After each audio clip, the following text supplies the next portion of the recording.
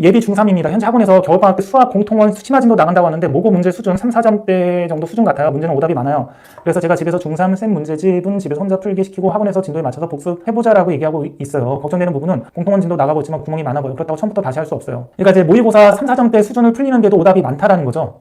복습을 시켜야죠. 복습을 해야 됩니다. 그러니까 모의고사 같은 경우 문제형이 좀 달라서 고등학교 모의고사 문제 같은 경우는 내신 문제집이나 뭐 시중에 있는 문제집하고 문제형이 좀 다릅니다. 그래서 아이들이 모의고사를 잘 보려면 모의고사 자체의 문제를 연습을 하면 모의고사를 잘 보게 되는 게 하나 있고, 두 번째는 학교 시험 자체가 모의고사 문제를 내는 학교들이 있어요. 선생님들이 프린트를 만들어줘요. 모의고사 기출 문제들을 프린트를 주고 여기서 이제 시험 문제를 변형해서 낼 거니까 이걸 공부해라 라고 하는 학교도 있어요. 그럼 아이들이 내신 대비를 하기 위해서 모의고사 문제 준킬러나 어려운 킬러 그런 것도 막 풀겠죠.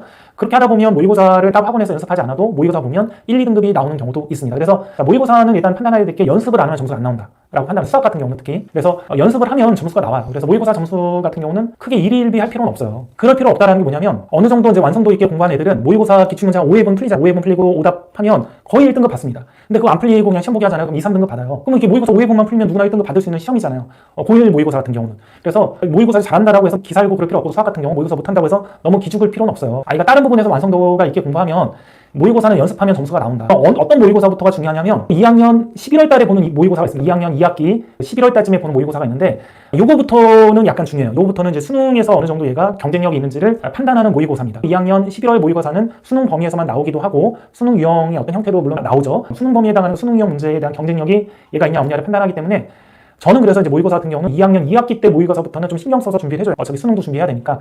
가끔 보면 어떤 어머님들 같은 경우는 우리 애가 고1 6월 모의고사 봤더니 1등급 받았어요. 그래서 막 기뻐하고 그러는데 저는 크게 의미가 있다라고 생각하진 않아요. 그거는 보통 한 정석 정도 푸는 애들은 준비시키면 다 1등급 받아요. 한 5회분만 풀리면. 모의고사 기출문제. 아이가 지금 어떤 상태라서 모의고사를 못 푼지 모르겠는데 그냥 문제형이 안 맞으면 그냥 학원에서 보는 모의고사 유형 계속 오답 복습하고 그러면 나아지니까 그렇게 가면 되고요.